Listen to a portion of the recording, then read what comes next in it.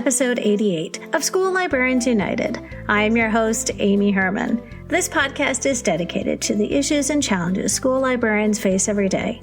As a school librarian in my 14th year, I found myself asking the question, where is the podcast that will help me do my job? I wanted a podcast which addressed the nuts and bolts of running a successful library program. I don't claim to have the answers, but I hope that this is a platform to share resources and exchange ideas. Now is a perfect time to mention that all the ideas and opinions expressed in this podcast by myself, by my interview guests, and listeners who contact the podcast are our own and do not reflect those of our school districts. When incorporating research, I always make sure to cite my sources. So whether you are a novice or a veteran school librarian, this podcast has something for you. I'd like to extend a very special welcome this week to listeners Kimberly and Melissa in Connecticut, Stephen in New Jersey, Aubrey in Oregon, Lee in Virginia, and Danielle in Wisconsin, and Julie in Korea. Hello to Francis and everyone in Barcelona tuning in each week. I'm also very relieved to hear from longtime listener Mari in California. Her community is recovering and rebuilding after the recent forest fires. I welcome you and all listeners to reach out with your feedback, your questions, and your episode suggestions, either on Facebook, Twitter, or the email address schoollibrariansunited@gmail.com. If you include your mailing address, I will be sure to send you a podcast sticker. And now for today's episode, My Caldecott Experience, and my interview with Tom Bober.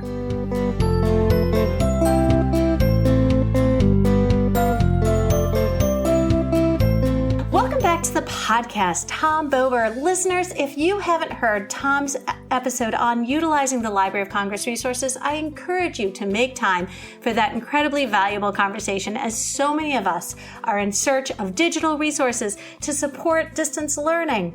Tom, welcome back to the podcast. Amy, it is so good to be back with you. I am so glad that you agreed to share your Caldecott experience with listeners. I was fortunate to interview Casey Boyd about her Newberry experience for episode 62 this past February. And I heard afterwards from listeners who were incredibly motivated and they want to serve on an award committee someday. Yeah, I had that set up as a goal for myself several years back. I was in 2015 an emerging leader in ALA and was you get put under one of these subcommittees. So I was under ALSC for my work that I did as an emerging leader. And that's where I learned some of the behind the scenes, the structure of the book award committees. And I set it as a goal for myself to just try to work towards that over time. I set a goal of 10 years. It happened a little bit more quickly. I was very lucky for that to happen. But yes, it is. If you are a fan of any of these book award committees or any of these book awards, setting that as a goal is something that you should put on your list. Well, and I'm going to tell listeners right now, in our last episode, Tom gave us a little sort of pro tips and behind the scenes on how to get yourself positioned to be accepted into the teacher program, the Summer Institute at the Library of Congress. So maybe by the end of this episode, Tom will share us some tips on how you can better position yourself to be on one of these committees. So listeners can compare serving on the Newberry and the Caldecott Committee. I'm planning on asking very similar questions. So take us back to when you found out you had been selected to be on the Caldecott Committee. I know it's not a lottery, but it still has to have been a surprise. You sort of mentioned you thought it would take a lot longer to find yourself on this committee. It was a complete surprise because there are actually two ways to get onto any of these committees. One of them is to be elected. And I think Casey had mentioned in her episode that she had been elected. So you submit to get on this list and people in ALSC vote for you. The second way to get on is to be appointed by the current ALSC president. And I was appointed.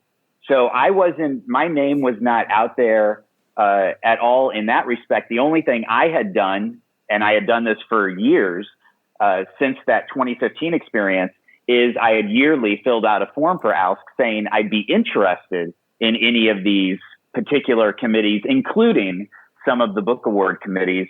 And so when I received an email I remember I was at our local public library working with a couple of colleagues and received an email and was just kind of randomly picking up my phone and checking it as we took a break. And I just stepped up and walked out of that meeting out of the library so that I could really just focus on it, because you don't know at that point, Amy, if you can, like, what can you talk about and what can you not? So I didn't even know if I could say anything yet and have like a moment in front of these colleagues of mine. And I did like a little fist pump. I called my wife. It's like you're winning a major award or something just by being able to serve on this committee. At least that's how I took it. And even though I'll be honest with you, I was asked not to share. I could not share until the list officially came out. I did share this with my two colleagues that I worked so closely with, and just in confidence asked them, of course, not to tell anyone else. And we had like a little celebration there in the library, which was such a great, appropriate place to do that. Forgive me, but you really do have to be surrounded by librarians and people in the book world, because describing the Caldecott versus the Newbery, I made the mistake of explaining this to family members, and honestly, they looked at me with blank stares and said, "What's the difference? Who cares?" And I was like, you know what? If you're not talking to librarians, they're not going to get it. So I completely get it. I'm curious about the composition of the committee, because I found out that I'm very wrong in my assumptions here. So can you tell us a little bit about who else was serving the year that you were on this committee? So there are 15 members on the committee every year, one of them being the chair. And by composition, do you mean like school librarian versus public librarian? Yes, their occupations. So we had, I had to go back and just double check, but there were two school librarians that year, one of them being me. The majority of people work as children's librarians in public libraries, but you can also, as long as you're a member of ALSC, you don't have to be in an official library position to be able to serve on these committees. So we had a retiree on the committee. We had someone else who was working in book curation, but outside of the official library field, but for libraries, that was on the committee. So as long as you're a part of ALSC, you can participate or submit to participate. But yeah, that particular year, my year, we just had two school librarians.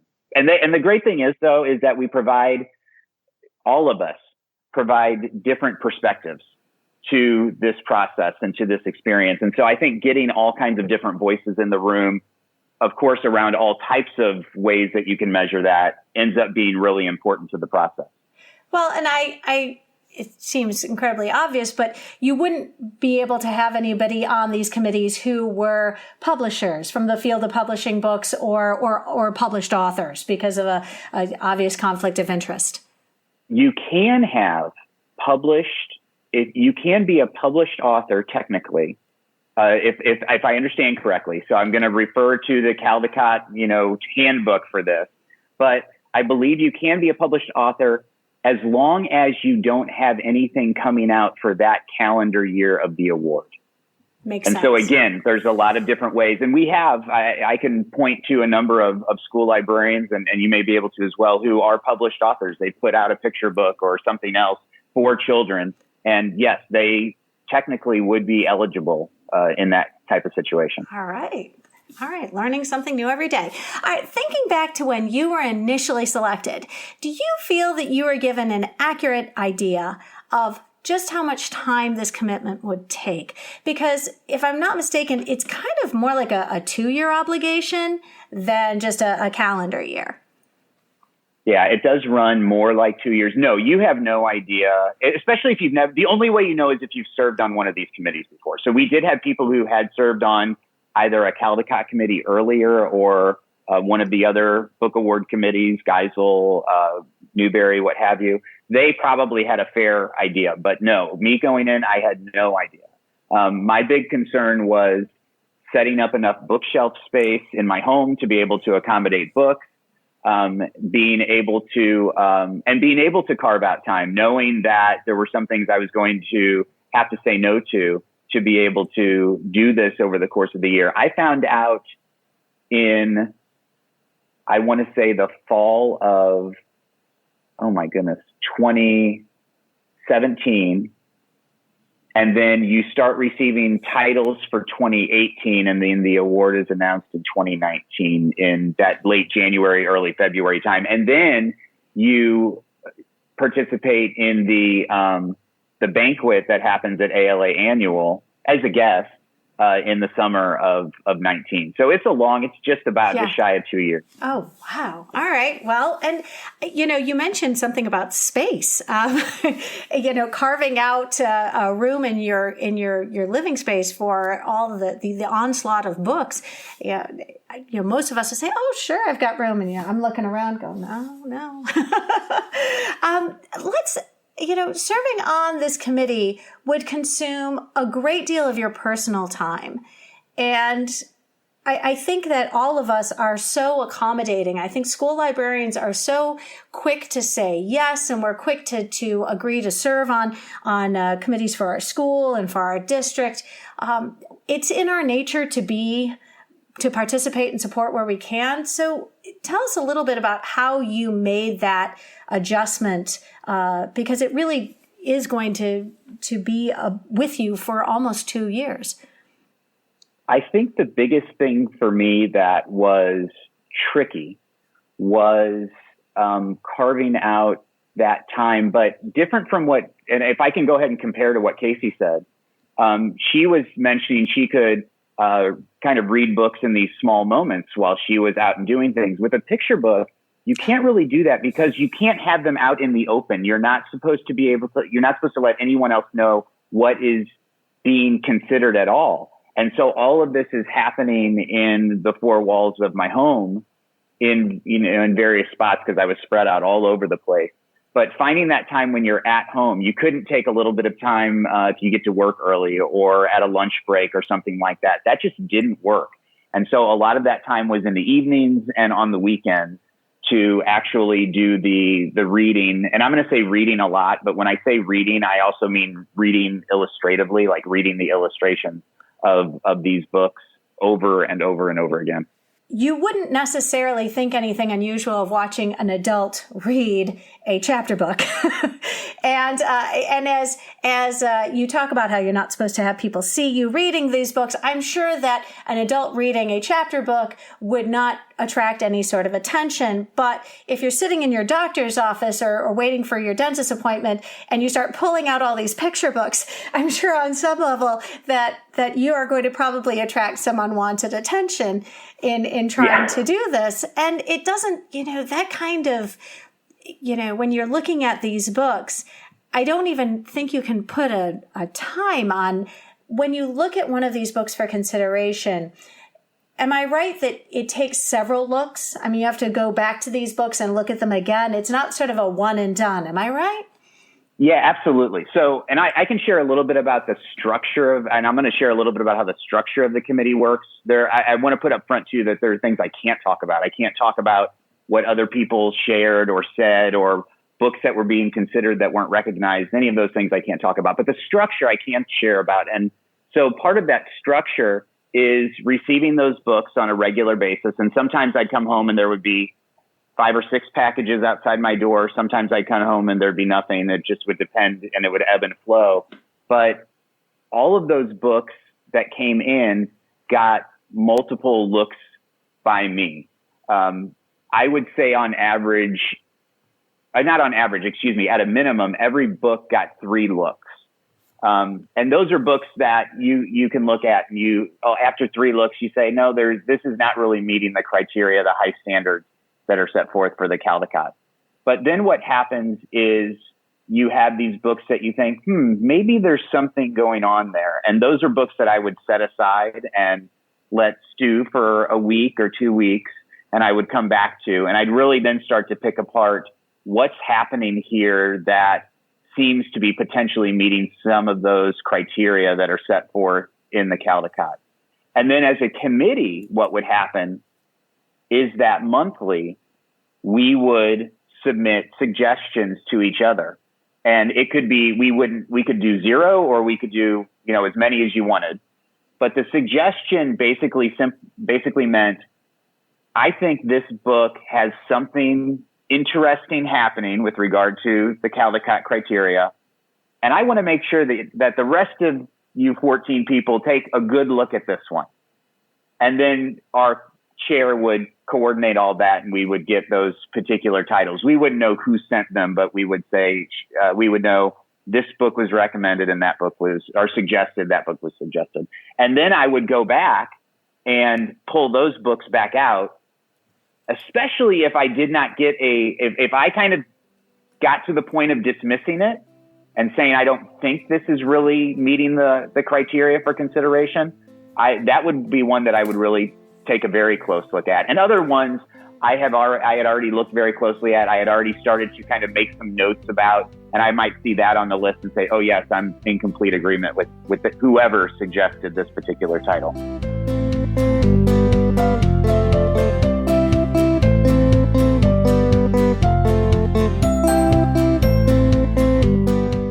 Because maybe this is a question I should have asked a long time ago, but my understanding of the Caldecott is that the illustrations stand alone as the story. That the story, if you could, what is the exact criteria that the illustrations, the story could not be told without the illustration or without that we're not looking at the words so much, obviously, as of the story, but that the story could not move without the benefit of the illustrations. Is that it? I think that I think the way you just said it is really getting towards it. So I'm going to read the exact criteria piece here: excellence of pictorial interpretation of story, theme, or concept. So that's what it specifically says. But of course, we need to interpret that and understand what that means. And I think you're right that the idea is that the story could not exist in the form that it does and tell the story that it does without the illustrations. That's, to me, what that particular criteria means. And so when I got this tip from someone else, so it's not anything I came up with, but when I gave the first look to any of these picture books or illustrated book, because graphic novels are, of course, considered within those criteria, can be considered within those criteria as well. When I would look at any of those books, I would first go through and just do an illustrative read and not read any of the words, and try to kind of garner an idea of what's happening within this story. And then my second read would be pictures and words. And then typically my third read would be words only. And that helped me at least start to separate the idea between the illustration and the text, but also then come to hopefully a better understanding of what the illustrations are doing as part of that story. I know I'm excited. We're going to talk about mock Caldecotts with our students at the end of the episode. But I know when I've tried to explain the awards to my students, because I think all of us, especially those of us who are teaching lessons to younger students, we always have a Caldecott lesson and we have a Newbery lesson. And when I explain Caldecott, I usually have Snowy Day in front of me and tell the kids, what do you think this story would be like without the pictures? And they sort of, they look at me like, that's a dumb idea, Mrs. Herman. I think that's a perfect way to do it. And that's actually something I do too. My favorite go-to is, This Is Not My Hat, because we've got two totally different stories being told. But exactly. I mean, the idea that the illustrations, play this critical role.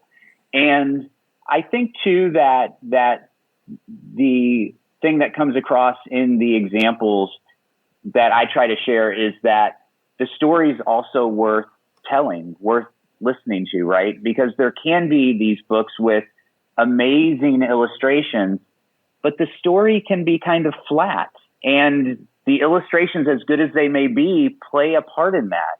And that comes into at least my considerations as well, was what kind of story is actually being told here in the pages of this book. Well, and I like that you mentioned the story, because it also makes me think about the originality of the art as the illustrations, because as we know, there are tropes and there are stories that get told, and similar storylines. And sometimes as a librarian, I'll be looking at books maybe in the bookstore or somebody else's collection, and I'll see a book I don't recognize, but I recognize the art, and I'll say, oh, that must be a Bill Martin. And then I look and I'm like, it's not. I have to ask, when you're looking at this work, and if you immediately think of somebody else's artwork, is that that's a deal breaker? You know what I'm saying? Like, have you ever looked at something for this committee, and you look at the artwork and you're like, oh, I know who that artwork reminds me of. It reminds me of this book, or it reminds me of this book. And how unique and completely different does this illustration have to be to really set itself apart? And I should have looked up some more titles, but when I think about many of the recent winners that have involved multimedia or collaging, rather than what you would consider standard art with the pen and pencil or the ink or the graphically generated illustrations, how unique does this artwork have to be to stand apart? Again, I'm speaking for myself when I say this, and my experience that particular year. I hear what you're saying with regard to kind of getting a glance at it and saying this looks like something else. I think for me, the experience that I did sometimes have that I think is related is the idea that I would go through the complete story and I would spend time with the illustrations. And by the time I would get to the end, and I'm saying this after the second or third look through, I would say, I feel like I've seen this before. And it wasn't that I could particularly name the specific illustrator that I felt like it reminded me of someone's specific work. It wasn't that exact.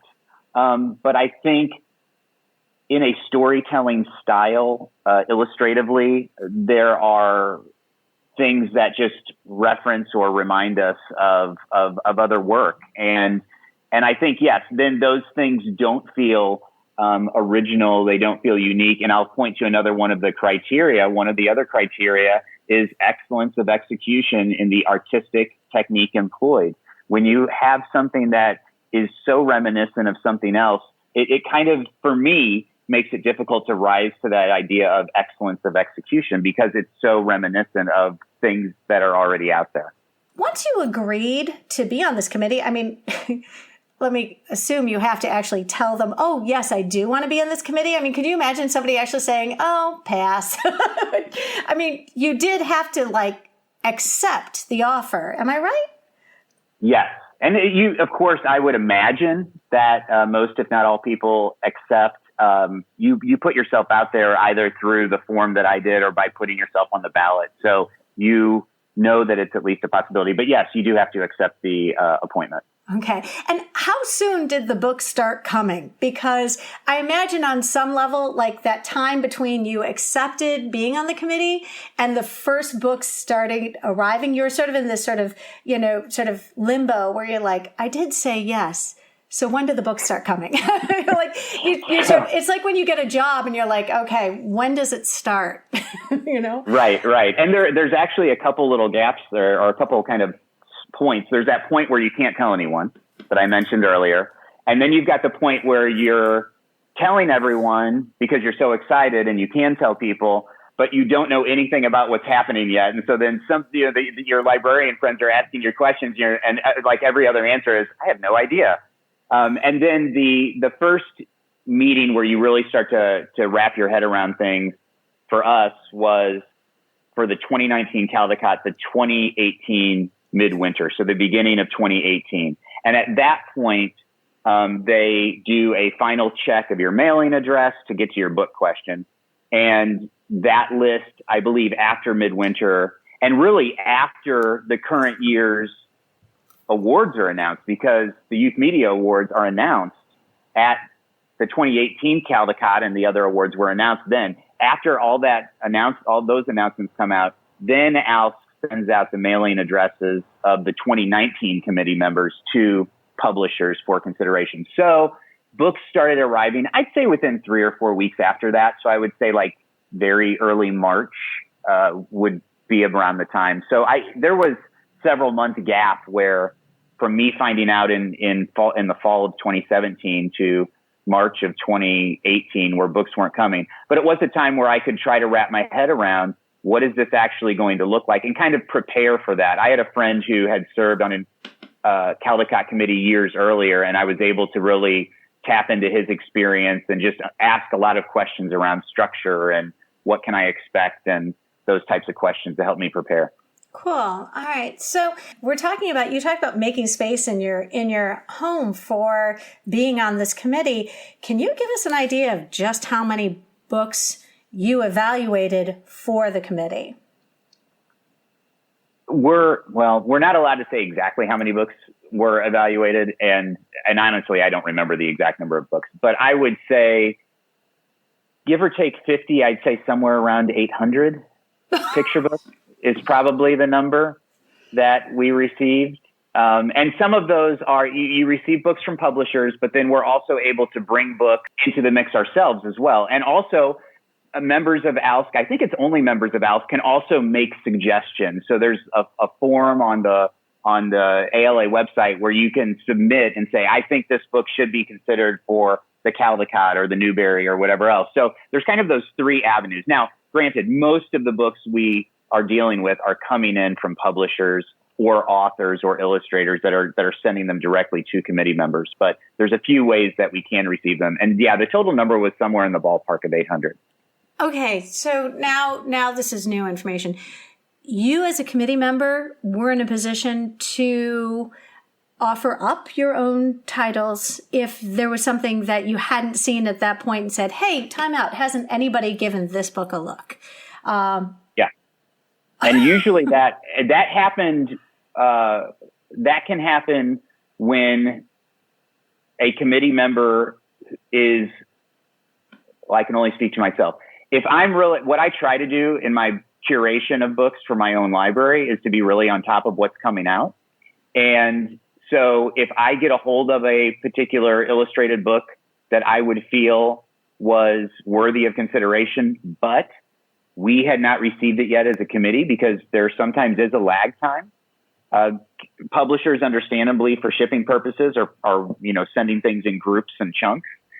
Then we can bring that to the committee, and really you send it to the chairperson of the committee and you say, I think this book should also be considered. That may be a book though that later comes from a publisher and there just hadn't been sent out yet, or it can be requested from a publisher, I believe. If the chairperson looks at it and says, yeah, I think you're right, I believe their request can be made. Wow. And, I don't watch the movie award shows very often. And I know in a pandemic, the movies have not been coming out during the pandemic. But I'm wondering if you compare the experience of having like the Caldecott and the Newbery to the awards that are given to movies and daytime television, those releases are timed such that they are in the best position to be considered for an award. And I'm talking about movies and daytime television and streaming and so forth. Do you sense, because I know this shows everyone just how little I know about the publishing industry, do you sense that the book publishers time the releases of these books so that they are being considered during certain Caldecott cycles? I mean, do you think it's that coordinated, or books just come out when books come out? It's such a good question. And I'll tell you what would be. Someone from this podcast who listens should pick this up and do this. Go check all the winners and honorees and see what their pub dates are and look for patterns, because that would probably answer your question. I would guess, Amy, without knowing the answer to your question, that there are probably a lot of considerations that go into when these books are released. And I would also imagine that there may be some that are kind of pegged or identified by the publisher as potential award winners, and maybe that does come into play. I can't say that I noticed any pattern on my part the year I was on Caldecott. Well, and I'm going off script here, friends, but, I'm thinking about the individuals who have won more than once. They have, I do get the sense that the committees work independently of one another. They don't consider who won the year before, who won the year before that each book is given its own standalone merit. You're not going to look at a Chris Van Allsburg and say, Chris has won a couple times. Chris doesn't need to win again.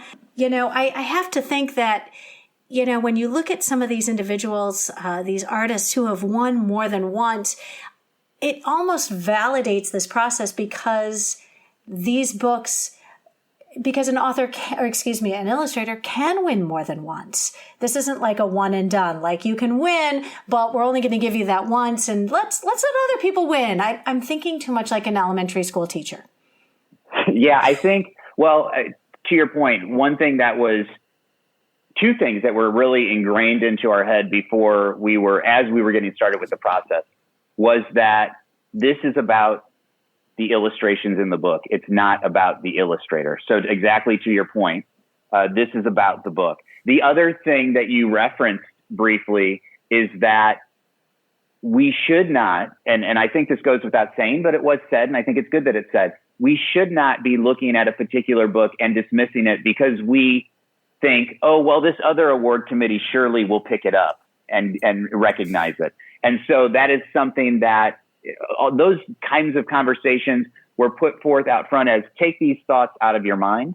And I feel, at least for our committee, and I think that this shows true over time, that committees don't consider that. They're not worried about whether a particular book might get recognized by another committee. They're not worried about whether that particular author has been recognized before. And to our committee's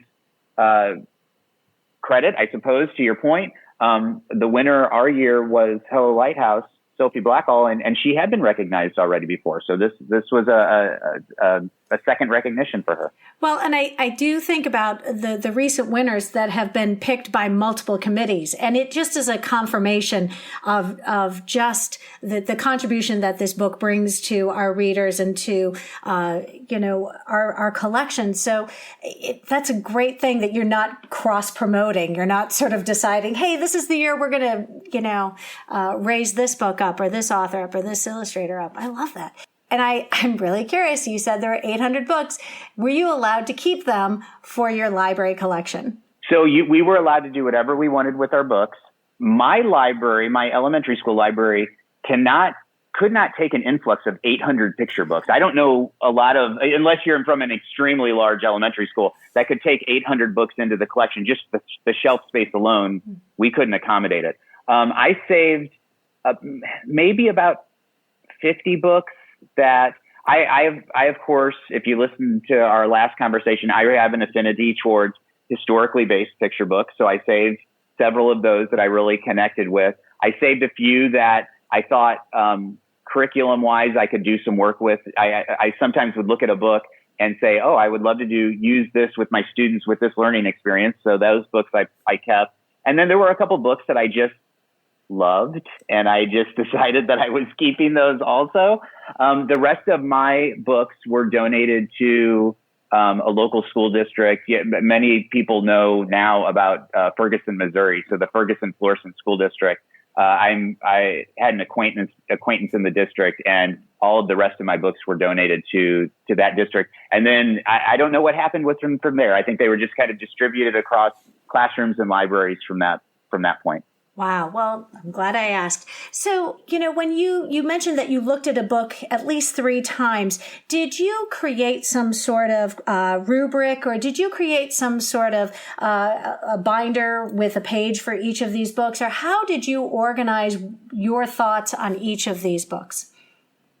So progressively, yes, over time I did. And I'll get a little bit more into structure, if that's okay, of kind of the committee and how it works. But so I mentioned that I would have these monthly selections that I would put forth, and every committee member did that. I might also have a book that someone else suggested that then I later said, oh, that, you know what, I think that probably is worthy of more consideration. I'm going to kind of add that to my growing pile of books that I think are really doing something special with regard to the illustrations and the storytelling and under the Caldecott criteria. And then what starts to happen towards the end of that year, and I think it's in October, is the committee starts to make nominations. And every committee member has to make 7 nominations over the course of 3 months, October, November, December. And those nominations are a little more involved. They involve a write-up.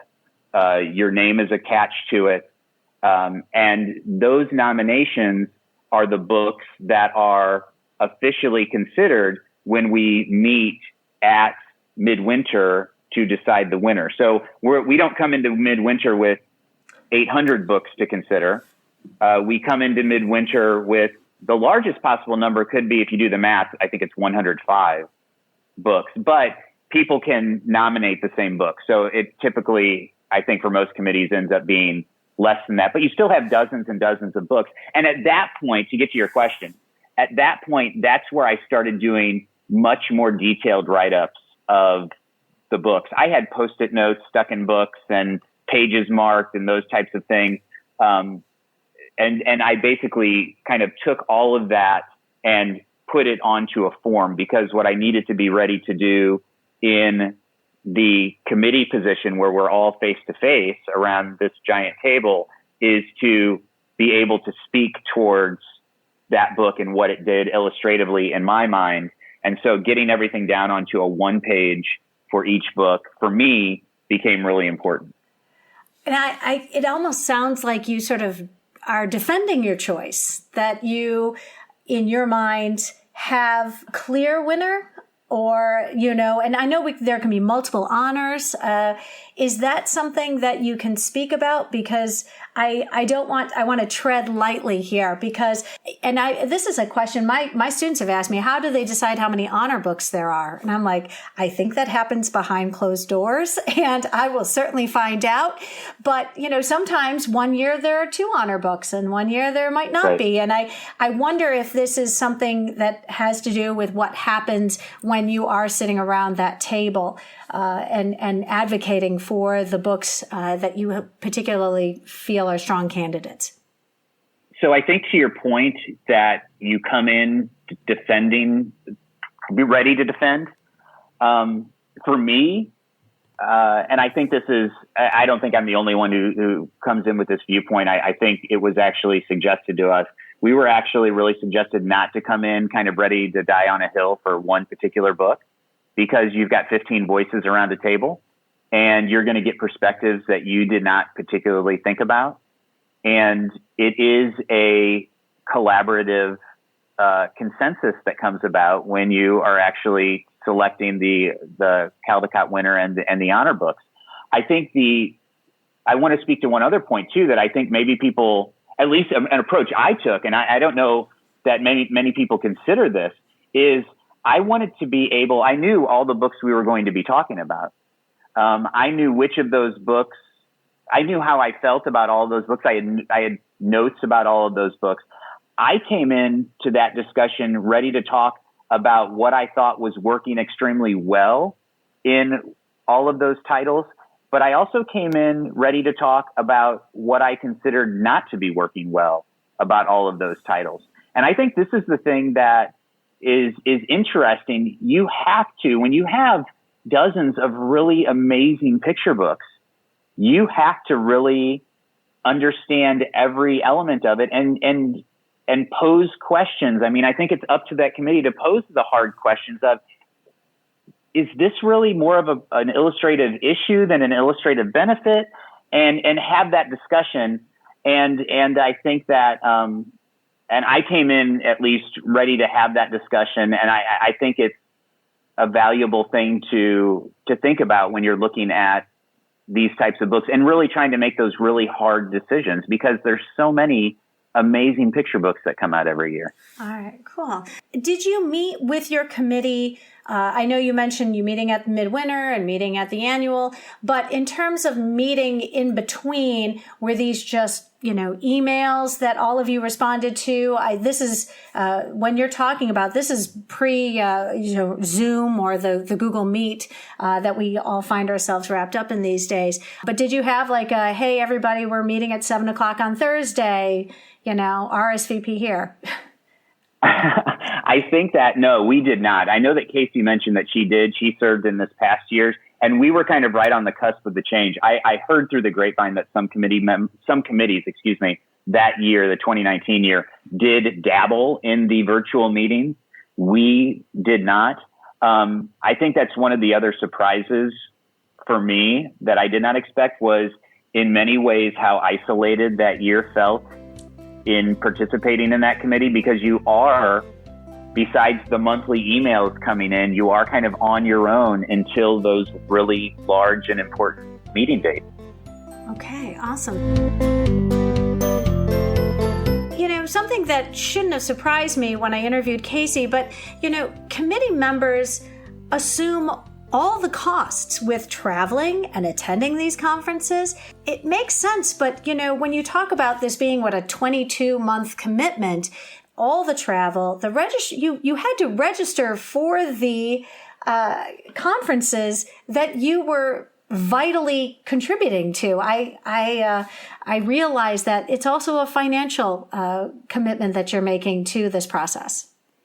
Yeah, to go back to your earlier question about having to actually accept the appointment, this is one thing that's mentioned right at the beginning, that you're assuming the cost. And I understand this because if you look at how many major awards are given out, well beyond the Caldecott and the Newberry, there are several others, and you consider then the number of people that we're talking about serving on those committees, I understand why it doesn't make financial sense for ALA or ALSC to assume the cost of that. But yes, it was something that was put onto us. I was already a regular attendee of the midwinter meeting and the annual meeting, but I was also lucky enough that when my district found out through my library coordinator that I was on this committee, she advocated for them to assume some of those costs. And so that was a very nice thing for my district to have done. The Caldecott Award, the process, the committee selection, this has been in place for 82 years. And the gravity and the responsibility must have weighed on you. This type of recognition, it's something of a lifetime achievement appointment when you consider this. I think that one thing that was shared with us early on, and I think so wisely, because at least for me, I walked in there, I had not served on a major book award committee before. There were a couple people who had, as I mentioned. And at least I walk in, and I can't be the only one, who walked in thinking, I'm not qualified to do this. Like, what am I bringing to this discussion? And what was shared with us early on was that there are 15 people in this committee. The committee as a whole is not going to mess this up. This is the point of having 15 people on the committee is one of the points is to have all of these voices coming in and to be able to have these deep and rich discussions. And you're not going to be making selections that are not fitting within these criteria that the Caldecott sets forth. If I can mention this too, speaking of these rich discussions, when we meet at midwinter, you're isolated, sitting there meeting together with the 15 of you. Amy, we talked about these nominated books over the course of 2 days for about a total of 24 hours, crammed into 2 days. So when you wonder, how rich is the discussion? How strongly are they considering these books? I think just the time alone is some testament to that, even though the members of the committee, myself included, can't share what was actually discussed. Just the time that is put in, not only throughout the whole year plus process, but at that very end point to make sure that the book that is selected, the books that are honored, are books that are meeting that criteria. It's taken so seriously in the experience that I had. And I've heard from so many other committee members that really echo that idea. Wonderful. Am I allowed to ask you, does the committee's decision about who the honor and the winner designees, does this have to be a unanimous vote? I'm sort of envisioning like the scene from the jury room of 12 Angry Men and, having to make this a unanimous vote. Does it have to be a unanimous vote? I mean, is it all in favor? Raise your hand, say aye. There is a voting process.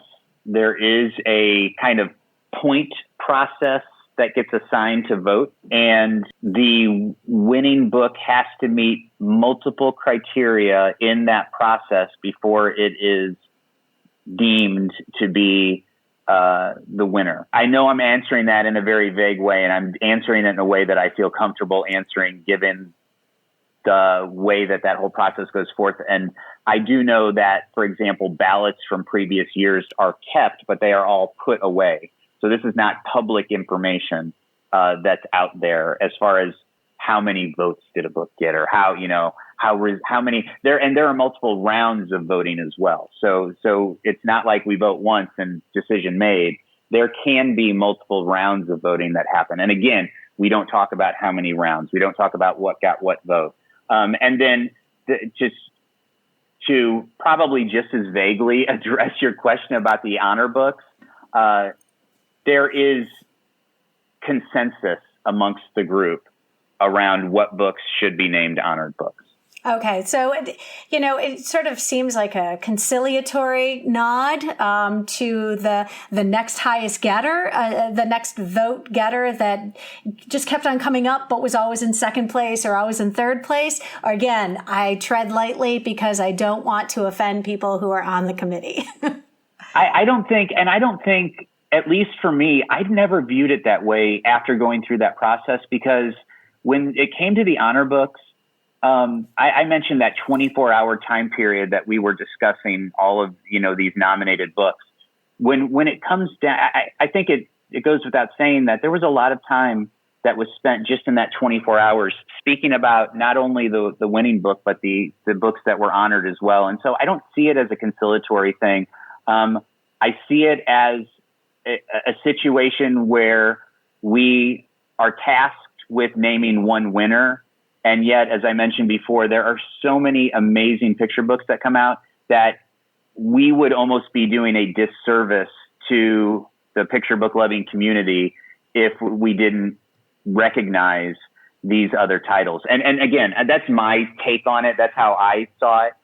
But yeah, I didn't see it as a conciliatory thing. I'm just as much in love with Sophie's book as I am with all of the other books that received honor recognition. I mean, they hold a deep place in my heart. And I think I can't be the only one who, I can't speak for other committee members, but I can't be the only one that feels that way. Okay.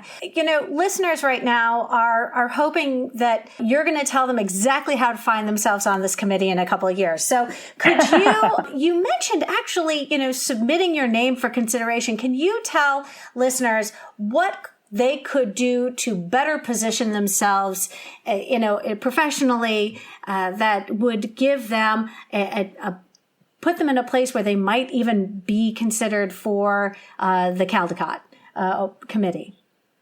So first of all, when I was appointed, no one came back to me and said, here's the exact things you did right to get on this committee. So I can only make general guesses.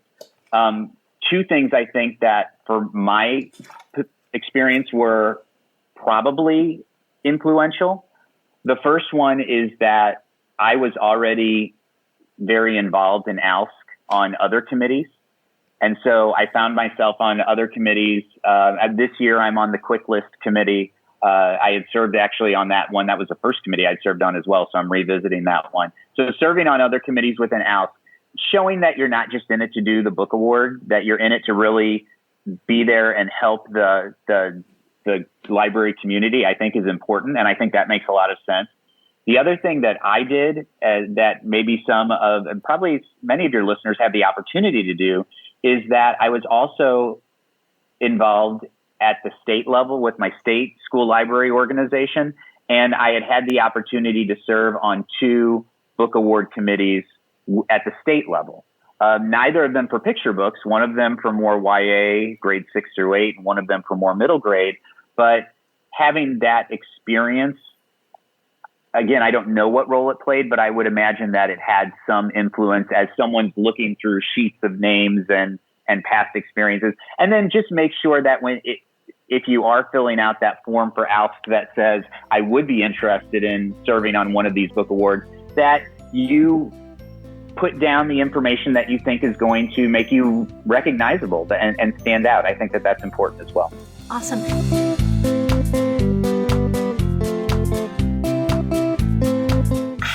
has serving on the Caldecott committee affected you as a school librarian?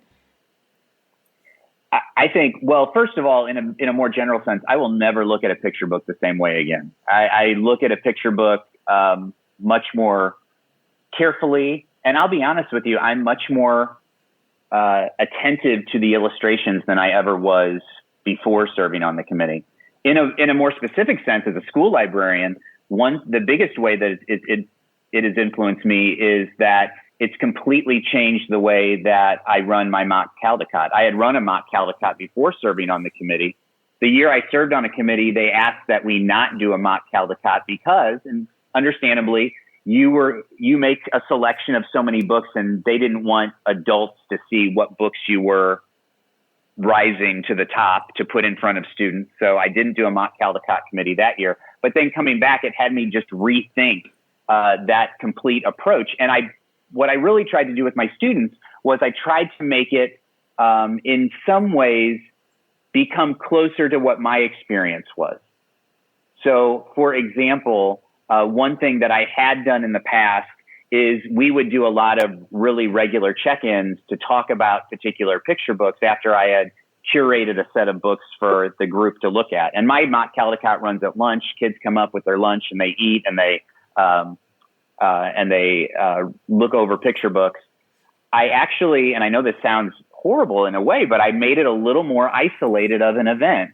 I encouraged them to either look at picture books on their own or to look at it with one other partner and to have those discussions to kind of think through a picture book.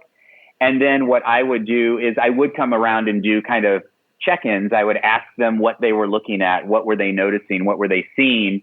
And if they were overly focused on the genre or they were overly focused on some elements of the text, I would try to direct them back to the illustration. But my goal was really to get them to interact with the illustrations and the role that the illustrations played within the story much more. And then we went through a more similar discussion and voting process at a Mock Caldecott level as we did with the actual committee than we ever had before. And so I think those are just a couple of examples, but those were two things that changed drastically amongst a few other more minor things as my Mock Caldecott kind of evolved after sitting on the committee. Well, and friends, as Tom did with his Library of Congress episode, we have a lot of resources here in the show notes, and I was hoping you could just walk us through the resources which you gave us to run these Mock Caldecotts in case listeners are interested in doing that. So some of the things that I put down in the show notes are really some of the ones that some people already know about, like calling Caldecott. And then there's some certain lists that will put out, in my opinion, a nice gathering of books that should be, might show up on your list. I think the thing for a school librarian who's doing a Mock Caldecott is you need some help curating those books. So knowing how many books you actually want to bring to the Mock Caldecott, first of all, is important. I know some groups bring a very small number, 5 to 10. I do more like 25, maybe even a few more than that, seeing where the number is drawn. And I use that as part of my picture book curation for the year, is they'll kind of all show up in that Mock Caldecott, those newest titles. The other one that I put down that isn't one specifically a Caldecott resource is Jen Jay's book sheets. And what she does is she actually curates lists based off of how many starred reviews books have received. And sometimes she'll do lists that are and she'll update them throughout the year. And sometimes she'll do lists which are just all children's books in general. Sometimes she'll focus in on picture books or particular books that might fall under a particular award category. And I found it really helpful to get kind of a wide look at what was out there. But the other thing I'll say is that I would really encourage anyone who's doing a Mock Caldecott to spend a little bit of time with the criteria and make some decisions about the curation on your own. Don't just take a person's word for it that has curated a list of 5 or 10 books. actually go and look at the books, get them from your public library if you don't have them already, but you're thinking about getting them for your library, or just get them in whatever way you can, and really take a look and ask yourself, do I really feel this book is worthy of consideration? Because I'll be honest with you, and I'm not going to talk about the 2019 year in this case, but after my experience on the Caldecott, then this past year I was looking at other people's lists that they were promoting, and I would look at some titles and say, nope, for me, that wasn't doing it at all. And not to be disrespectful to the person making the list or the illustrator, him or herself, but if that book's not doing it for you, you have the right to curate and make a decision about whatever that number is, bringing that number of books to your students. And if you're going to curate the list, just as I was asked as a committee member to nominate 7 books, I took that really seriously. I think librarians should also take seriously the curation of books for their Mock Caldecott and making sure that they're books that they really feel meet the criteria, regardless of what other individuals say. I think take those voices into consideration, but making your own decisions is a great part of that Mock Caldecott process for me as a librarian. Wonderful. Well, you've given us so much to work with. And friends, I'm so grateful.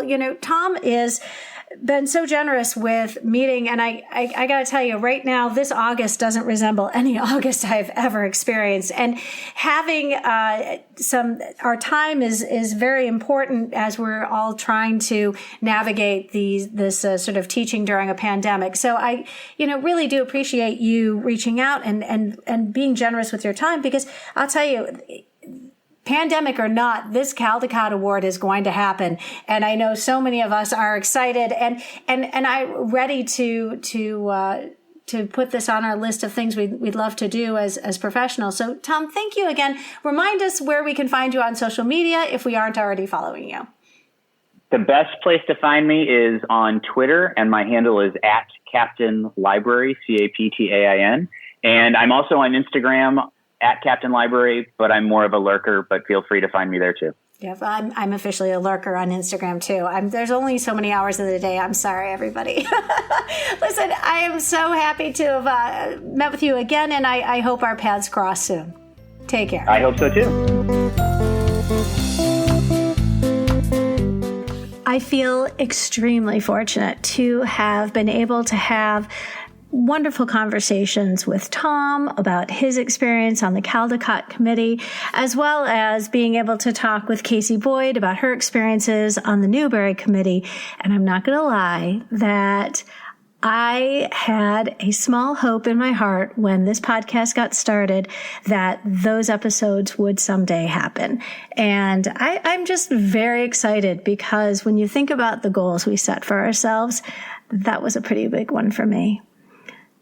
I wanted to also mention that since Tom and I had that conversation, he's become a podcaster himself. And I'm so delighted, because I think you know how I feel about podcasting and the power it has to reach people and have an impact on people's lives and in this case, how we do our jobs. And Tom has a great podcast. It's called the Primary Source Podcast, and I'll put a link in the show notes.